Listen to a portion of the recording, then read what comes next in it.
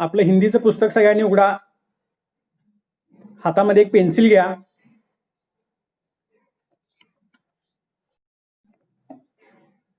अनुक्रमणिकेमध्ये यायचं आहे. पाठ्यपुस्तकातील अनुक्रमणिका पहिली इकाई 1 ते 11 धडे हे सगळे आपण बघितलेले आहेत. पहिल्या इकाईमधला दुसरा, 5वा, 7वा आणि 11वा टॉपिक आपल्याला परीक्षेसाठी वगळण्यात आलेला आहे. आता दुसरी इकाई आजपासून आपण सुरू करत आहोत. या दुसऱ्या इकाईमधील जी पहिली कविता आहे, बरशही जलद, गोस्वामी तुलसीदास यांनी जी कविता लिहिलेली आहे त्या महाकाव्यामधील एक अंश या ठिकाणी दिलेला आहे. तर ही कविता सगळ्यांनी अगोदर शांतपणाने वाचून घ्यायची आहे. याच्यामध्ये आपल्याला अनेक कठीण शब्दार्थ पाहायला मिळतील. ते सगळे शब्दार्थ पहिल्यांदा समजून घ्यायचे आहेत. थोडीशी ही समजून घ्यायला कठीण आहे कविता, तरी पण आपण व्यवस्थित पद्धतीनं त्याचा अर्थ, त्या शब्दांचा अर्थ हा जाणून घ्यायचा आहे. दीक्षा ॲपवर ज्या पद्धतीने याचं स्पष्टीकरण दिलेलं आहे ते सुद्धा आपण कृपया समजून घ्यायचं आहे. याच्यानंतर जो दुसरा पाठ आहे, 2 लघुकथा आहे, त्याच्यासमोर पूरक पठण असं लिहिलेलं आहे बघा. पूरक पठण म्हणजे स्थूल वाचन. हे दुसरं पूरक पठण आज आपण शिकणार आहोत. त्यासाठी पाठ्यपुस्तकामधील पान नंबर 54 सगळ्यांनी उघडायचा आहे.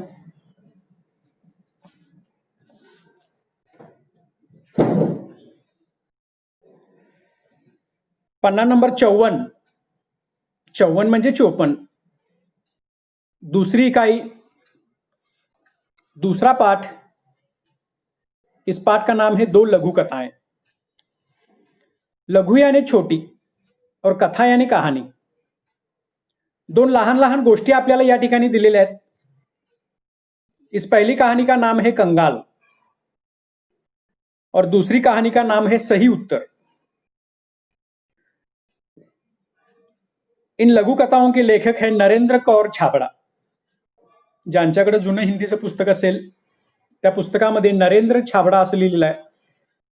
तिथं नरेंद्र या ऐवजी नरेंद्र कौर, कला एक काना 2 मात्रे, नरेंद्र कौर छाबड़ा, डच्या खाली नुकता, अशा पद्धतीने लेखकाचं नाव हे दुरुस्त करून घ्यायचं आहे. नवीन पुस्तकामध्ये ते बदललेलं आहे. 2 कहानियां यहां पर दी गई है. उसमें से पहली कहानी है, इस कहानी का नाम है कंगाल. कंगाल होना यानी गरीब होना, निर्धन होना. कभी कभार ऐसा हो जाता है कि इंसान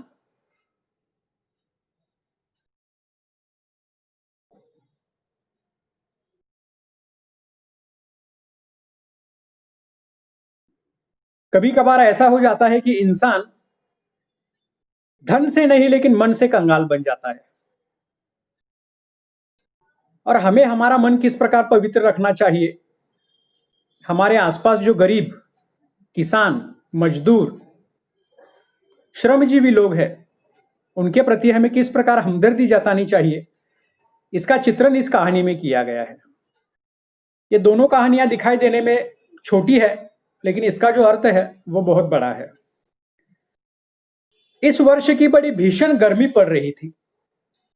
भीषण यानी भयानक. या वर्षीचा हा अतिशय कडक उन्हाळा पडलेला होता. दिन तो अंगारे से तपते ही रहते थे. अंगारे म्हणजे ज्याला मराठीमध्ये विस्तव असं म्हटलं जातं. इतकं प्रचंड ऊन पडायचं की जणू एखादा विस्तव, एखादा निखारा आपण आपल्याजवळ ठेवला असावा असे उन्हाचे चटके बसायचे. रातों में भी लू और उमस से चैन नहीं मिलता था. दिवसा तरी कडक उकाड्याने लोक हैराण होतेच, पण रात्री सुद्धा लू याने गरम हवा. म्हणजे उन्हाळ्याच्या दिवसांमध्ये आपल्याला सुद्धा अशा पद्धतीचा अनुभव येतो की उखडायला लागलेला आहे म्हणून आपण फॅन लावलेला असतो, पण फॅनचं वारं सुद्धा आपल्याला गरम यायला लागतं. यानी गरम हवा के झोंके रात में भी चलने लगते थे. उमस से चैन नहीं मिलता था. उमस यानी गर्मी. जसं उन्हाळ्याच्या दिवसांमध्ये आपला जीव हा कासावीस होत असतो, आपल्याला झोप लागत नसते, तशाच पद्धतीनं कडक उन्हाळ्यामध्ये हे चटके दिवस आणि रात्र दोन्ही वेळेला सहन करावे लागत होते. सोचा इस लिजलीजे और घुटन भरे मौसम में राहत पाने के लिए कुछ दिन पहाड़ों पर बिता आए. लिजलीजा मौसम यानी बेढंगा, यानी पर्यावरण का संतुलन बिगड़ चुका था. इससे ज्यादा गर्मी इससे पहले तो कभी उन्होंने महसूस नहीं की थी. और हमेशा हम देखते हैं कि जब भी गर्मी का हमें असर होने लगता है तो पर्यटन स्थल जो है, जो ठंडी हवाओं से जाने माने हैं, वहां पर हम जाते हैं. हमारे कोल्हापुर में हमारे पास ही का पर्यटन स्थल पन्नाला, महाबलेश्वर, ऐसी जगहों पर जाया करते हैं. तो वैसे लेखक के भी मन में ये विचार आया कि हम कहीं पर हिल स्टेशन पर यानी पहाड़ों पर जाकर ये गर्मी के दिन बिताए. अगले सप्ताह ही पर्वतीय स्थल की यात्रा पर निकल पडे. पुढच्याच आठवड्यामध्ये त्यांनी प्लॅनिंग केलं की आपण कुठल्या तरी हिल स्टेशनला फिरायला जायचं. 2-3 दिनों में ही मन में सुकून सा महसूस होने लगा था. वहां जाने के बाद वातावरण काफी ठंडा था. गर्मी से, उस लू से छुटकारा तो हो चुका था और लेखक को जरा राहत मिली थी. वहां का प्राकृतिक सौंदर्य, हरे भरे पहाड़ गर्व से सीना ताने खड़े. प्राकृतिक सौंदर्य म्हणजे नैसर्गिक सुंदरता. प्राकृतिक म्हणजे नैसर्गिक, यानी वहां जाने के कारण ऊंची ऊंची पहाड़े, उन पर होने वाली जो हरे भरे वृक्ष है, उनमें से बहने वाली शीतल हवा, इन सारी बातों को देखकर लेखक का मन जरा आनंदित हो चुका था. दीर्घता सिद्ध करते वृक्ष, दीर्घता यानी लंबापन, कई सालों से जीवित रहने वाले ये पेड़ अपना अस्तित्व दिखा रहे थे. पहाड़ों की नीरवता में हल्का सा शोर कर अपना अस्तित्व सिद्ध करते झरने मन बदलाव के लिए पर्याप्त थे. पहाड़ म्हणजे डोंगर, नीरवता यानी शांतता, म्हणजे त्या डोंगर रांगांमध्ये इतकी शांतता होती की कधीतरी वाऱ्याची झुरूक यायची, झाडांची पानं हलायची आणि मग त्या पानांचा सळसळणारा आवाज हा मनाला आकर्षित करायचा. म्हणजे प्रचंड मोठ्या उकाड्यातून अतिशय चांगल्या शांत हवेशीर ठिकाणी लेखक येऊन पोहोचलेला होता. उस दिन शाम के वक्त झील किनारे टहल रहे थे. झील यानी तालाब, तलाव. संध्याकाळी लेखक असाच एका तलावाच्या ठिकाणी फिरण्यासाठी बाहेर पडला. एक भुट्टेवाला आया. भुट्टेवाला म्हणजे मक्याचं कणीस विकणारा. आता आपण सुद्धा जात असतो चौपाटीवर, उदाहरणार्थ रंकाळा चौपाटीवर तुम्ही जर गेलात तर अनेक खाद्यपदार्थ विकणारी माणसं तिथे असतात. पर्यटन स्थळी तर अशा लोकांची गर्दीच होत असते. तर तसा एक मक्याचं कणीस विकणारा एक माणूस त्याला तिथं दिसला. एक भुट्टेवाला आया और बोला, साहब भुट्टा लेंगे? गरम गरम भून कर मसाला लगाकर दूंगा. सहज ही पूछ लिया, कितने का है? तो विक्रेता आला, तो सहजच म्हटला, साहेब कणीस घेणार का? मी तुम्हाला गरम करून देतो, मसाला लावून देतो. मग कुठलीही गोष्ट खरेदी करण्यापूर्वी आपली नेहमीची सवय आहे दर विचारायची. लेखकाने विचारलं, केवढ्याला देणार? 5 रुपये का? एक मक्याचं कणीस 5 रुपये. क्या 5 रुपये में एक भुट्टा? हमारे शहर में तो 2 रुपये में एक मिलता है, तुम 3 ले लो. आता लेखकाने त्या ठिकाणी मक्याचं कणीस विकत घेण्याबद्दल जरा भाव कमी जास्त करण्यासाठी झिकझिक करायला सुरुवात केली. लेखक जरासा उद्विग्न झाला. तो म्हटला, 5 रुपयाला एक कणीस? अरे आमच्या गावामध्ये तर 2 रुपयाला एक मिळतं. तू मला 5 रुपयामध्ये 3 द्यायला पाहिजेस. नहीं साहब, 5 से कम में तो नहीं मिलेगा. तो गरीब मक्याच्या कणीसवाला म्हटला, साहेब आम्हाला हे परवडत नाही, 5 रुपयापेक्षा कमी दराने मी देऊ शकत नाही. तो रहने दो, हम आगे बढ़ गए. लेखक ने भी सोचा, ठीक है रहने दो, और वो आगे निकल गया. एकाएक पैर ठिठक गए. एकाएक यानी अचानक, ठिठक जाना यानी रुक जाना. अचानक एखादा विचार लेखकाच्या मनामध्ये आला आणि तो त्याच जागी थांबला. मन में विचार उठा कि हमारे जैसे लोग पहाड़ों पर घूमने का शौक रखते हैं, हजारों रुपए खर्च करते हैं, अच्छे होटलों में रुकते हैं, जो बड़ी दुकानों में बिना दाम पूछे खर्च करते हैं, पर गरीब से 2 रुपए के लिए झिकझिक करते हैं. कितने कंगाल है हम. अचानक लेखकाच्या मनामध्ये अशा पद्धतीचा विचार आला की आपण आता या पर्यटन ठिकाणी फिरायला आलेलो आहे. आणि इथं आल्यानंतर आपण गाडी भाड्यासाठी अनेक पैसे खर्च केले, चांगल्या हॉटेलमध्ये आपण अनेक पैसे खर्च केले, चांगल्या हॉटेलमध्ये जेवण आपण अनेक पैसे देऊन खर्च करून घेतलेला आहे. आणि एवढा सगळा खर्च केल्यानंतर आपण एखाद्या गरीब माणसाकडून जेव्हा एखादी वस्तू खरेदी करत असतो, तेव्हा त्याला म्हणत असतो की तुझा दर थोडा कमी कर. म्हणजे आपण ज्यावेळेला एखाद्या शॉपिंग मॉलमध्ये जातो, एखाद्या 5 स्टार हॉटेलमध्ये जातो, तर तिथं आपण पैसे कमी करा असं सांगत नाही. एखाद्या मोठ्या हॉटेलमध्ये गेल्यानंतर आपण पाहिलं असेल की बिल जेवढं झालेलं आहे त्याच्यापेक्षा काही रक्कम ही वेटरला जादा दिली जाते. त्याला सांगितलं जातं की तू टिप म्हणून ठेव. टिप म्हणजे खुशी, आपण आपल्या स्वेच्छेने दिलेले पैसे. म्हणजे अशा ठिकाणी आपण आपला स्टेटस जपण्याचं काम करत असतो. पण रस्त्यावर गोरगरीब माणूस एखादा भाजी विकत असेल, त्याच्यामध्ये आपण मोलभाव करायला लागतो. त्यानं 10 रुपये सांगितले तर आपण 5 रुपयाला मागायला लागतो. आणि ही गोष्ट लेखकाच्या मनामध्ये खटकली. उसके मन में ये विचार आया कि यहाँ पर आने के बाद हमने इतना सारा पैसा खर्च किया है और इतनी सी बातों के लिए हमें इस व्यक्ति के साथ झिकझिक नहीं करनी चाहिए थी. हम कंगाल है, म्हणजे आपण मनानं गरीब आहोत असं लेखकाला जाणवलं. उलटे कदम लोटा. लेखक तसाच मागं फिरला और 20 रुपये में 4 भुट्टे खरीद कर चल पडा अपनी राह. त्याने 20 रुपये त्या मक्याच्या कणीसवाल्या माणसाला दिले. 5 रुपयाला एक कणीस होतं. 4 कणसं त्याने विकत घेतली आणि तो आपल्या मार्गावर पुढे फिरायला निघाला. अब मन सुकून अनुभव कर रहा था. सुकून यानी शांती. आता लेखकाच्या मनामध्ये एक अतिशय चांगला भाव निर्माण झालेला होता की आपण त्या गरीब माणसाबद्दल अविश्वास दाखवला नाही. त्याला जेवढे पैसे आवश्यक होते ते पैसे आपण त्याला दिले आणि आपण एक चांगलं काम केलं.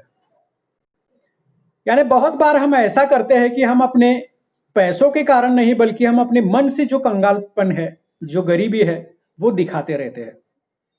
तो इस पहली कहानी से लेखक हमें ये सीख देते हैं कि हमारे आसपास जो गरीब है, मजदूर है, किसान है और जो भी विक्रेता है, जो छोटी मोटी चीजें बेचकर अपना गुजारा करते हैं, उनके साथ कभी मोलभाव करते समय झिकझिक नहीं करनी चाहिए.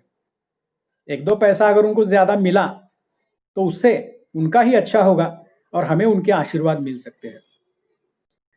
अब दूसरी कहानी दी गई है पन्ना नंबर 55 पर.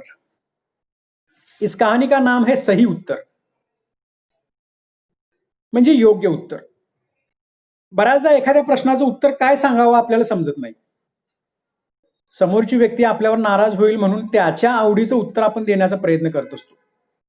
बऱ्याचदा समोरची व्यक्ती जे आपल्याला सांगत असते ते आपल्याला पटत सुद्धा नसतं, पण त्याला खुश ठेवण्यासाठी त्याच्या हामध्ये हा आपण मिळवत असतो. पण इथे सांगितलेला किस्सा हा थोडासा वेगळा है. अब तक वह कितने ही स्थानों पर नौकरी के लिए आवेदन कर चुका था.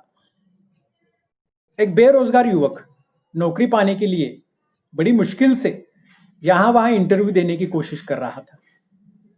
आवेदन, एखादी नोकरी जर आपल्याला मिळवायची असेल तर नोकरीसाठी अर्ज करावा लागतो, त्याला आवेदन असं म्हटलं जातं. आज तक उसने कई जगहों पर नौकरी पाने के लिए अलग अलग जगहों पर आवेदन पत्र दे चुके थे. साक्षात्कार दे चुका था. साक्षात्कार म्हणजे इंटरव्ह्यू. एखाद्या ठिकाणी आपल्याला जर नोकरी मिळवायची असेल तर त्याची पहिली प्रोसिजर आहे की त्याची जाहिरात पेपरमध्ये आली असेल किंवा तुम्हाला कुठून तरी कळाले असेल की इथं वॅकन्सी आहे, इथं जागा आहे, तर पहिल्यांदा तुम्हाला रीतसर अर्ज द्यावा लागतो. त्याच्यामध्ये तुमची सगळी माहिती असते. त्यानंतर मग तुम्हाला इंटरव्ह्यूला बोलवलं जातं. साक्षात्कार यानी मुलाकात म्हणजे इंटरव्यू. उसके प्रमाण पत्रों की फाइल भी उसे सफलता दिलाने में नाकामयाब रही थी. प्रमाणपत्र यानी सर्टिफिकेट, 10वी 12वी डिग्री, पोस्ट ग्रॅज्युएशन, अशी जेवढी जेवढी त्याची सर्टिफिकेट आहे त्याची त्याने एक चांगली फाईल तयार केलेली होती. पण त्या फाईलनं सुद्धा त्याला आजपर्यंत कधी नोकरी मिळवून देता आली नाही. हर जगह भ्रष्टाचार, रिश्वत का बोलबाला होने के कारण योग्यता के बावजूद उसका चयन नहीं हो पाता था. आता आपल्याला माहिती आहे एखाद्या ठिकाणी नोकरी मिळवायची असेल तर पहिलं काम केलं जातं की तिथं वशिला लावला जातो. ती कंपनी कोणाची आहे, ती संस्था कोणाची आहे, तिथं आपल्या कोण ओळखीचं आहे, मग तिथं वशिला लावा. भले आपले मार्क कमी असतील तर जादा पैसे देण्याचं लालच दाखवा आणि अशा पद्धतीने नोकरी मिळवा. मग जी मुलं गरीब आहेत, जी प्रामाणिक आहेत, जी हुशार आहेत, ती याच्यामध्ये मागं पडत असतात. असाच अनुभव या बिचाराला येत चाललेला होता। कई कई जगहों पर उसने भ्रष्टाचार का सामना किया था, रिश्वत का बोलबाला था। रिश्वत म्हणजे लाच देणे। आता लाच देणे आणि घेणे हे कायद्यानं गुन्हा आहे, पण तरी सुद्धा ते आपल्याकडे सर्रास स्वीकारली जाते। बऱ्याचदा एखाद्या न्यूज चॅनलवर, वर्तमानपत्रामध्ये तुम्ही बघता की लाचलुचपत प्रतिबंधक विभागाने छापा टाकलेला आहे, या लोकांना, या अधिकाऱ्यांना एवढे पैसे घेताना रंगेहात पकडलेला आहे। म्हणजे अजूनही लाच घेण्याचे प्रकार हे सर्रास घडत आहेत। वैसे इस भ्रष्टाचार के कारण और रिश्वत के कारण वो योग्य होने के बावजूद भी उसका चयन नहीं हो पा रहा था। म्हणजे त्याच्याकडे पात्रता होती, तो चांगला होता, पण त्याचं सिलेक्शन होत नव्हतं। चयन यानी सिलेक्शन। हर ओर से अब वो निराश हो चुका था। इतनी जगहों पर जाकर वापस आने के बाद उसके हाथ में कुछ नहीं लगता था। वो बेचारा परेशान हो चुका था कि मुझे नौकरी क्यों नहीं मिलती। भ्रष्ट सामाजिक व्यवस्था को कोसने के अलावा उसके वश में और कुछ तो था ही नहीं। मग तो नाराज होऊन बाहेर यायचा, आपली सामाजिक व्यवस्था त्याला नावं ठेवायची आणि नाराज होऊन तो घरी परत जायचा। आज फिर उसे साक्षात्कार के लिए जाना है। आज परत त्याला एका ठिकाणी इंटरव्ह्यूसाठी जायचं होतं। अब तक देश प्रेम, नैतिकता, शिष्टाचार, ईमानदारी पर अपने तर्कपूर्ण विचार बड़े विश्वास से रखता आया था। इंटरव्ह्यू मात्र तो अतिशय प्रामाणिकपणे द्यायचा। जिथं जाईल तिथं तो इंटरव्ह्यू अतिशय चांगल्या पद्धतीने द्यायचा। मग त्याचं देशप्रेम, त्याची नैतिकता, त्याचा शिष्टाचार, त्याचा प्रामाणिकपणा म्हणजे इमानदारी, या सगळ्या गोष्टीने जीव तोडून तो जेवढं काही चांगलं सांगता येईल तो ते सांगायचा। लेकिन इसके बावजूद उसके हिस्से में सिर्फ असफलता आई थी। इतना ईमानदार होने के बावजूद भी, इतना योग्य काबिल इंसान होने के बावजूद भी उसे नौकरी नहीं मिल रही थी। साक्षात्कार के लिए उपस्थित प्रतिनिधि मंडल में से एक अधिकारी ने पूछा, भ्रष्टाचार के बारे में आपकी क्या राय है। आता असाच एके ठिकाणी इंटरव्ह्यू घेण्यासाठी गेलेला होता। आता प्रतिनिधी मंडळ म्हणजे इंटरव्ह्यू घेण्यासाठी जी सिलेक्शन कमिटी असते त्या कमिटी समोर तो गेला आणि त्याचा इंटरव्ह्यू घेत असताना त्या अधिकाऱ्यांपैकी एका व्यक्तीने त्याला प्रश्न विचारला की भ्रष्टाचाराबाबतीत तुमचं मत काय, राय यानी मत, भ्रष्टाचार के बारे में आपकी क्या राय है। तो वो तो स्पष्ट वक्ता था ही। ईमानदारी से उसने जो उत्तर उसको सही लगा वो उसने उत्तर वहां पर बताया। भ्रष्टाचार एक ऐसा कीड़ा है जो देश को घुन की तरह खा रहा है। तो नवयुवक आधीच परेशान होता, त्याला नोकरी मिळत नव्हती भ्रष्टाचारामुळेच, आणि नेमका तोच प्रश्न त्याला विचारला। साहजिकच त्याच्या मनातली उद्विग्नता तिथं बाहेर पडली। उसने कहा की जैसे कोई कीड़ा, म्हणजे वाळवी, घुन म्हणजे वाळवी, घराला वाळवी लागणे हे अत्यंत धोकादायक मानलं जातं। आपले जर लाकडी बांधकाम असेल तर त्याला वाळवी लागते, त्याच्यामध्ये किडे दिसायला लागतात, त्याच्यातून पीठ पडायला लागतं आणि ही वाळवी आपले सगळे घर पोखरायला लागते आणि अचानक एके दिवशी आपलं घर कोसळत जातं। म्हणजे ही कीड आतून लागते, वरून दिसत नाही। तशी भ्रष्टाचार ही आपल्या समाज व्यवस्थेला लागलेली एक फार मोठी कीड आहे असं त्यानं आपलं मत मांडलं। इसने सारी सामाजिक व्यवस्था को चिंताजनक स्थिति में पहुंचा दिया है। आज पूरा समाज इससे काफी चिंतित है। सच कहा जाए तो यह देश के लिए कलंक है। कलंक यानी धब्बा। भ्रष्टाचार हा आपल्या देशाला लागलेला एक फार मोठा कलंक आहे असं त्यानं स्पष्ट प्रामाणिक मत मांडलं। अधिकारियों के चेहरे पर हल्की सी मुस्कान और उत्सुकता छा गई। आता जेवढे अधिकारी तिथं होते त्यांना जरा त्याचं सगळं पटायला लागलं। उसके तर्क में उन्हें रुचि महसूस होने लगी। जो भी बातें वो बता रहा था उनमें उनको इंटरेस्ट आने लगा। दूसरे अधिकारी ने प्रश्न किया, रिश्वत को आप क्या मानते हैं। रिश्वत म्हणजे लाच। आपलं काम लवकर व्हावं यासाठी लाच दिली जाते। आता आपण सुद्धा गाडी घेऊन चाललेलो आहेत, आपल्याकडे ड्रायव्हिंग लायसन्स नाही आहे, आपल्याला एखाद्या पोलीस हवालदाराने अडवलं, ट्रॅफिक हवालदाराने अडवलं, त्यांनी सांगितलं की तुमच्याकडे लायसन्स नाही आहे, तुम्ही असं केलंय तसं केलंय, तुम्ही 300 रुपये दंड भरा। आपण म्हणत होतो साहेब हे 50-100 रुपये घ्या आणि मला सोडा। म्हणजे ही आपण तिथे लाच देत असतो। लाच देणाऱ्या व्यक्तीला सुद्धा असं वाटत नसतं की आपण काय गैर करायला लागलोय, घेणाऱ्या व्यक्तीला सुद्धा वाटत नसतं की आपण काय गैर करायला लागलोय। पण आपलं काम लवकर व्हावं, आपल्याला त्यातनं लवकर सुटका व्हावी, यासाठी आपण जे पैसे देत असतो त्याला लाच म्हणजे रिश्वत असं म्हटलं जातं. आणि आज आपण बघितलं असेल की बऱ्याच ठिकाणी एखाद्या गोष्टीसाठी ज्यादा पैसे दिल्याशिवाय आपली कामं होत नाहीत. हा दुसरा प्रश्न त्या अधिकाऱ्याने विचारला, रिश्वत को आप क्या मानते हैं? उसने उत्तर दिया, ये भ्रष्टाचार की बहन है. तो म्हणता लाच ही भ्रष्टाचाराची बहीणच आहे. जैसे विशेष अवसरों पर हम अपने प्रियजनों, परिचितों, मित्रों को उपहार देते हैं. जसे एखाद्या कार्यक्रमामध्ये आपण जातो, आपले प्रिय व्यक्ती आहेत, आपल्या ओळखीची माणसं आहेत, आपले मित्र आहेत, त्यांना जसं आपण प्रेझेंट देत असतो तसे आपण सरळ सरळ लाच देत असतो. लाच देणे आणि घेणे हे समाजाने एक पद्धतीने आता मान्यच करून टाकलेलं आहे. इसका स्वरूप भी कुछ कुछ वैसा ही है, लेकिन उपहार देकर हम केवल खुशियों या कर्तव्यों का आदान प्रदान करते हैं. म्हणजे ज्या पद्धतीनं आपण एखादं प्रेझेंट दुसऱ्याला देतो, आपण देताना त्याला आनंद वाटत असतो, प्रेझेंट घेणाऱ्या व्यक्तीला जसा आनंद वाटत असतो, तसं लाच देताना आणि घेताना आज लोक स्वतःला आनंदी मानत आलेले आहेत. इससे अधिक कुछ नहीं, जबकि रिश्वत देने से रुके हुए कार्य, दबी हुई फाइलें, टलती हुई पदोन्नति, रोकी गई नौकरी आदि में इसके कारण सफलता हासिल की जा सकती है. रिश्वत देने का सिर्फ एक ही उद्देश्य होता है कि जो हमारा काम रुका हुआ है वो आगे जा सके. दबी हुई फाइलें, सरकारी कामकाज हे लाल फितीमध्ये अडकतं किंवा एखादी फाईल पुढे सरकत नाही, मग जोपर्यंत त्या फाईलमध्ये तुम्ही पैसे ठेवत नाही, त्या अधिकाऱ्याला लाच देत नाही, तसं आपली फाईल पुढे सरकावी यासाठी टलती हुई पदोन्नती, पदोन्नती म्हणजे नोकरीमध्ये आपल्याला पुढचं प्रमोशन मिळवणे, त्यासाठी सुद्धा लाच द्यावी लागते. रोकी गई नोकरी, एखाद्या ठिकाणी आपल्याला नोकरी मिळवायची असेल त्या ठिकाणी सुद्धा लाच द्यावी लागते. म्हणजे आपली स्वतःची कामं आपला स्वार्थ साधून घेण्यासाठी लाच दिली जाते. तब भी ये समाज के माथे पर कलंक है. इसका समर्थन कतई नहीं किया जा सकता, ऐसी मेरी धारणा है. म्हणजे लाच देऊन माणसं आपली कामं करून घेतात. काही ठराविक लोकांचा याच्यामध्ये फायदा होत असतो, पण तरी सुद्धा जसं भ्रष्टाचार हा आपल्या समाजाच्या माथ्यावर लागलेला कलंक आहे, तसं रिश्वतखोरी म्हणजे लाचखोरी हा सुद्धा आपल्या समाजाच्या माथ्यावर लागलेला आहे कलंक आहे. इसका समर्थन कतई नहीं किया जा सकता, कतई यानी बिलकुल. तो म्हटला भ्रष्टाचाराचं पण मी समर्थन करत नाही आणि रिश्वतखोरी म्हणजे लाचखोरीचं सुद्धा मी समर्थन करत नाही, ऐसी मेरी धारणा है. तो म्हटला हे माझं स्पष्ट आणि प्रामाणिक उत्तर आहे.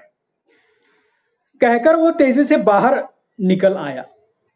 जानता था कि यहां भी चैन नहीं होगा. त्याच्या मनामध्ये आजपर्यंत इंटरव्ह्यू देऊन देऊन देऊन जो राग निर्माण झालेला होता, जी उद्विग्नता निर्माण झालेली होती, ती सगळी उद्विग्नता त्यानं बाहेर काढली. आणि त्याला माहिती होतं की जसं आजपर्यंत बऱ्याच ठिकाणी आपण इंटरव्ह्यू दिलेले आहेत, जसं आपण सडेतोड बोलत आलेलो आहोत, ते अधिकाऱ्यांना आवडणार नाही. याच्यातले बरेच जण लाच घेणारे असतील, याच्यातले बरेच जण भ्रष्टाचारी असतील, त्यांना कदाचित आपलं उत्तर पटणार नाही आणि म्हणून तो इंटरव्ह्यू देऊन तडक बाहेर पडला. त्याच्या मनात हाच विचार होता कि आपल्याला इथं सुद्धा नौकरी मिळणार नाही. पर भीतर बैठे अधिकारियों ने गंभीरता से विचार विमर्श करने के बाद युवक के सही उत्तर की दाद देते हुए उसका चयन कर लिया. पण सगळेच दिवस काय सारखे नसतात, सगळीच माणसं काय भ्रष्टाचारी किंवा लाचखोरीतली नसतात. ती जी सिलेक्शन कमिटी होती त्या सगळ्या माणसांनी त्याच्या सगळ्या उत्तरावर विचार केला. त्या माणसाच्या म्हणजे इंटरव्ह्यू देणाऱ्या युवकाच्या विचारांनी ते इतके प्रभावित झाले की त्यांनी त्याला परत बोलवलं आणि त्याचं नोकरीमध्ये सिलेक्शन केलं. आज वो समझा कि सत्य कुछ समय के लिए निराश हो सकता है, परास्त नहीं. आणि अशा पद्धतीने त्याला इंटरव्ह्यू मध्ये सिलेक्शन मिळाल्यानंतर त्याची जी आजपर्यंतची धारणा होती ती धारणा बदलली. सत्य यानी सच कुछ समय के लिए निराश हो सकता है. शेवटी खरं हे खरं असतं, आज ना उद्या ते उघड होणारच असतं. बऱ्याचदा खरं बोलल्यानंतर आपल्याला निराशाच पदरी पडत असते. पण खरं बोलून जरी आपल्याला निराश व्हावं लागत असलं तरी सत्य कधी हारत नाही.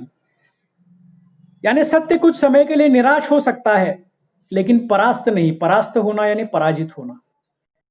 सत्याचा कधीही पराभव होत नाही. खरं हे खरंच असतं आणि नेहमी सत्याचा विजय होतो असं म्हटलं जातं. आणि म्हणून आपल्या देशाची जी राजमुद्रा आहे त्या राजमुद्रेच्या खाली तुम्ही बघितलं असेल, तुम्हाला 3 सिंह दिसतील. चौथा सिंह हा मागच्या बाजूला आहे आणि त्याच्या खाली सत्यमेव जयते असं लिहिलेलं आहे आणि हमेशा सच की विजय होती है. म्हणजे ज्या वेळेला आपण एखाद्या ठिकाणी इंटरव्ह्यूला जातो त्यावेळेला आपण कशा पद्धतीनं आपलं प्रामाणिक मत मांडावं याचं उदाहरण या दुसऱ्या गोष्टीमध्ये दिलेलं आहे. और इसीलिए इस कहानी का नाम दिया गया है सही उत्तर. यानी जो उसके दिल में सही उत्तर था वो उत्तर उसने बताया और उसने अपनी नौकरी हासिल की. यानी इस प्रकार इस पूरक पठन में 2 लघु कथाएं दी गई है. पहली है कंगाल और दूसरी है सही उत्तर. मुझे आशा है कि आपको ये दोनों कहानियां समझ में आ गई होंगी. अब इसके बारे में पन्ना नंबर 56 पर स्वाध्याय दिया गया है. वो स्वाध्याय किस तरह लिखना है वो मैं आपको बताने जा रहा हूं. पन्ना नंबर 56 शब्द संसार, याच्यामध्ये जे शब्दांचे अर्थ दिलेले आहेत ते सगळे लिहायचे आहेत. आता शब्दांचा अर्थ लिहित असताना भीषण याने भयानक, लिजलिजे म्हणजे सिलन भरा असा शब्द आणि अर्थच लिहायचा आहे. बाकीचे जे कंसामध्ये दिलेलं आहे विशेषण संस्कृत, विशेषण पुल्लिंगी असं जे दिलेलं आहे ते बाकीचं लिहिण्याची आपल्याला गरज नाही. फक्त तो शब्द आणि त्याचा अर्थ लिहायचा. 3 मुहावरे दिलेले आहेत, त्यांचा अर्थ लिहून वाक्यात उपयोग करायचा. जिथं मुहावरा वाक्यात येईल त्याला पेन्सिलने अंडरलाईन करायची. स्वाध्यायामध्ये सूचना के अनुसार कृतियां 1, 2, 3, 4, 5 हे जसंच्या तसं लिहायचं आहे. अभिव्यक्ती म्हणजे स्वमत आहे. भ्रष्टाचार एक कलंक विषय पर अपने विचार लिखिए. आता हे उत्तर किती पाहिजेत? तुमची जी लॉंग बुक आहे त्याचा अर्ध पान, 8 ते 10 ओळींमध्ये हे स्वमत तुम्ही लिहिलं पाहिजेत. पन्ना नंबर 57 भाषा बिंदू दिया गया है. म्हणजे जे पिवळ्या चौकोनामध्ये आपल्याला दिलेले प्रश्न दिसतात 1 ते 5 प्रश्न ते व्याकरणावर आधारित आहेत. अर्थ के आधार पर निम्न वाक्यों के भेद लिखिए. अर्थानुसार वाक्यांचे प्रकार हे आपण लिहायचे. आता अर्थानुसार वाक्यांचे जे प्रकार आहेत ते एकूण 6 आहेत. प्रश्नार्थक वाक्य, विधानार्थक वाक्य, निषेधार्थक वाक्य, आज्ञार्थक वाक्य, विस्मयार्थक वाक्य, संदेहार्थक वाक्य असे ते प्रकार आहेत. त्यापैकी ही 10 वाक्य कुठल्या प्रकारात येतात ते समोर लिहायचं आहे. आता हे सोडवण्यासाठी पुस्तकात जागा दिलेली आहे, तिथं तुम्ही पेन्सिलने ते सोडवायचं आहे. परत हे वहीमध्ये ज्यादा लिहायची गरज नाही. दुसरा स्वाध्याय आहे अर्थ के आधार पर वाक्य का परिवर्तन कीजिए. म्हणजे एक वाक्य दिलेलं आहे, कंसामध्ये निषेधार्थक वाक्य असं लिहिलेलं आहे किंवा तो वाक्याचा प्रकार दिलेला आहे, त्याच्यानुसार आपण आपलं वाक्य बनवायचं आहे. हे तुम्ही वहीमध्ये सोडवायचं आहे. दुसरा प्रश्न. तिसरा प्रश्न सुद्धा तुम्ही वहीमध्ये सोडवायचा आहे. चौथा प्रश्न रचना के आधार पर वाक्यों के भेद पहचान कर कोष्टक में लिखिए. रचनेनुसार वाक्यांचे प्रकार 3 आहेत. हे यापूर्वी आपण बघितलेलं आहे. अर्थ के आधार पर 6 प्रकार आहेत आणि रचना के आधार पर 3 प्रकार आहेत. साधारण किंवा सरळ वाक्य, दुसरा संयुक्त वाक्य आणि तिसरा मिश्र वाक्य. म्हणजे या 3 पैकी ही दिलेली 6 वाक्य कुठल्या प्रकारातले आहेत ती या ठिकाणी लिहायची आहेत. हा चौथा प्रश्न तुम्ही फक्त पुस्तकात पेन्सिलने सोडवला तरी चालते. 5वा प्रश्न तुम्ही वहीमध्ये सोडवायचा आहे. यानंतर उपयोजित लेखन म्हणजे आपले रचना विभागाचे प्रश्न आहेत. त्यातला निबंध लेखनाचा प्रश्न दिलेला आहे. जल है तो कल है. म्हणजे पाण्याचं महत्व किती आहे आपल्या आयुष्यामध्ये, पाण्याचं महत्व सांगणारा निबंध आपल्याला लिहायचा आहे. निबंध लक्षात ठेवा 2.5 पानांपर्यंत आपल्याला लिहिता आला पाहिजेत. आपल्या पुस्तकांमध्ये दिलेले सगळे निबंध बोर्ड पॅटर्नला जशा पद्धतीने आवश्यक आहे तेवढे मोठे निबंध पाहिजेत. त्याच्यामध्ये 2 ते 3 कोटेशन्स पाहिजेत. निबंधाची सुरुवात आणि शेवट आकर्षक पाहिजेत. तुमच्या उत्तरपत्रिकेचं 1 पान पूर्ण भरलं पाहिजेत, पलीकडचं पान पूर्ण भरलं पाहिजेत आणि मग दुसऱ्या पानावर 1/4 पान किंवा अर्ध पान अशी 2.5 पानं एवढा निबंध जर आपण लिहिला, तो जर प्रभावी असेल, त्याच्यामध्ये मुहावरेदार अलंकारिक भाषा शैली असेल, हस्ताक्षर सुंदर असेल, खाडाखोड नसेल, स्वच्छता टापटीप असेल, तरच आपल्याला चांगला निबंध लिहिता येतो आणि चांगले मार्क मिळवता येतात. निबंधमालेचं एखादं जुनं पुस्तक मिळालं तर घेऊन ठेवा. चांगला निबंध कसा असतो हे जोपर्यंत तुम्ही वाचत नाही तोपर्यंत तुम्ही चांगला निबंध लिहू शकणार नाही. तर अशा पद्धतीनं आजच्या या ऑनलाईन तासाला आपण दुसरी इकाईमधील दुसरं पूरक पठण 2 लघुकथा आहे, या 2 गोष्टींचा अभ्यास केला. याचबरोबर याच्यामध्ये जो स्वाध्याय दिलेला आहे तो स्वाध्याय कसा सोडवायचा याचा सुद्धा आपण अभ्यास केलेला आहे. आता इथून पुढे जी दुसरी इकाई आहे ती तुम्ही वाचायला किंवा अभ्यासाला सुरू ठेवा. दीक्षा ॲपवर किंवा यूट्यूबवर तुम्हाला जे जे व्हिडिओज पाठवले जातील त्यांचं अवलोकन करून ते समजून घ्यायचा प्रयत्न करा. ज्या कविता तुम्हाला अवघड वाटतील त्याचा शब्दार्थ जाणून घेण्यासाठी, त्या कवितेचा सरळ अर्थ जाणून घेण्यासाठी नवनीतच्या गाईडचा आधार घ्या आणि त्या पद्धतीनं हा सगळा स्वाध्याय पूर्ण ठेवा. जसा तुमचा स्वाध्याय लिहून पूर्ण होईल त्या पद्धतीनं तुम्ही आपला रिप्लाय पण द्या. ठीक आहे. तर आजचा तास मी या ठिकाणी समाप्त करतोय. आपण आपल्या ग्रुपमधून लेफ्ट व्हायला हरकत नाही. धन्यवाद.